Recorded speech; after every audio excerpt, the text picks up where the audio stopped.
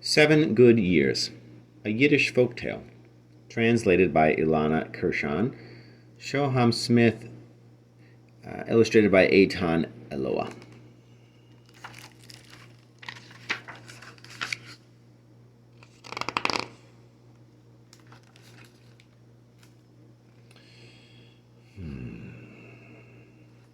Tuvia was very poor. He didn't even have a belt to hold up his pants, so he used an old rope instead. He lived in a ramshackle hut with Sorka, his wife, and their children, and he worked in the marketplace as a porter, carrying heavy loads.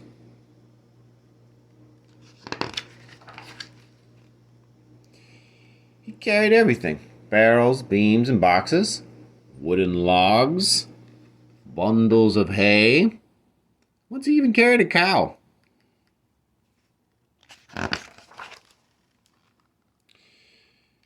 And then one evening, a Thursday evening to be precise, Tuvia could not find any customers. No one needed a porter. The marketplace emptied out, the merchants packed up their wares and closed shop, and even the sun was about to set off on its way. What will I do now, thought Tuvia. How can I go home to my wife and children without even a penny in my pocket to buy food for Shabbat?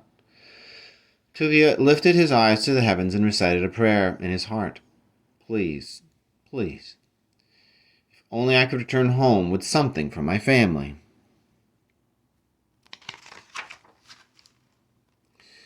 He was still worrying about what to do when suddenly he felt a tug at the rope around his waist. Tuvia turned around in fright and saw an older man with bright eyes, dressed in green from head to toe.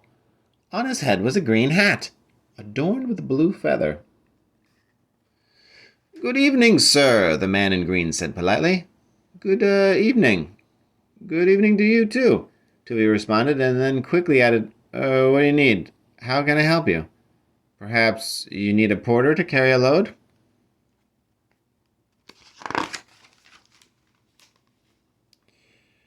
"No," the man responded with a smile. "To tell you the truth, I'm here to help and to bring good news. There are 7 good years in store for you." "7 good years?" Tuvia mumbled.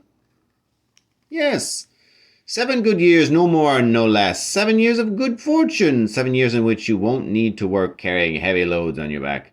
7 years in which you'll be able to buy everything in this market."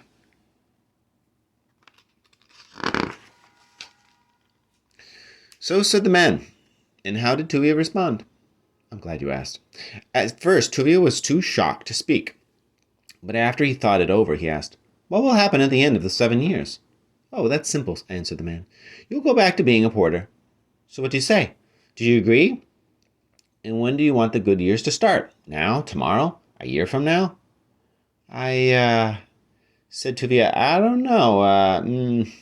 Maybe, no, I can't decide. Let me go home and ask my Sorka." "Of course," said the man. "Go home and ask her. I'll wait for you here."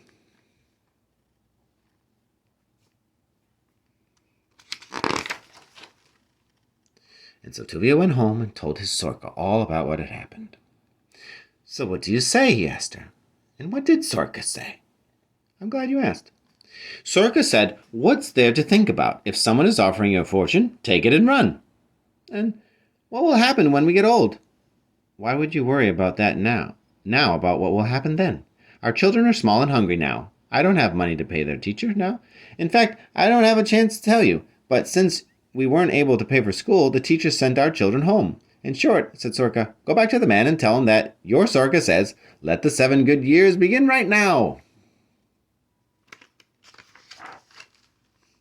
And so it was. Tuvia went to the man and told him what Sorka had said. What did the man say? I'm glad you asked. The man said, "Gladly. And now go home to your wife and your fortune."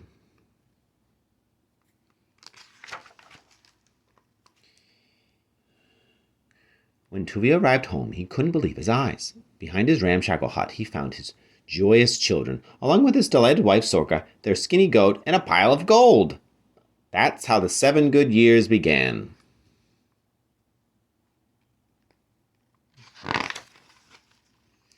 Oh, time. The better it goes, the faster it passes. The 7 good years flew by for Tuvia, his wife, Sorka, and their children. And what happened at the end of the 7th year? I'm glad you asked.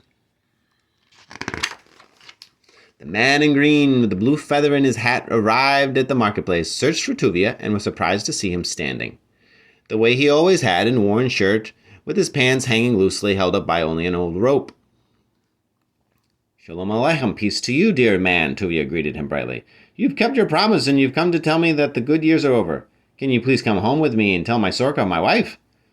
As you wish, said the man, and followed behind Tuvia.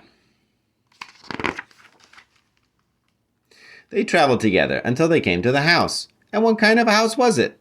I'm glad you asked. It wasn't a palace, or half a palace, or even a mansion. It was just a ramshackle hut. The same hut with the same wife Sorka, wearing the same tattered dress beside the same pile of gold.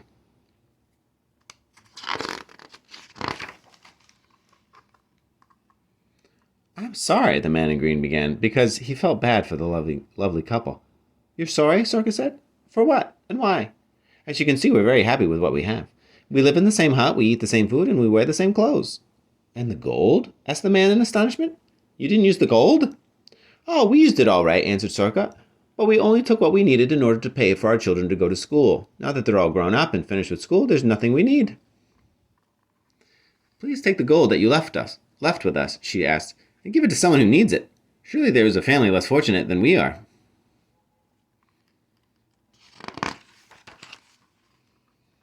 And what happened after that?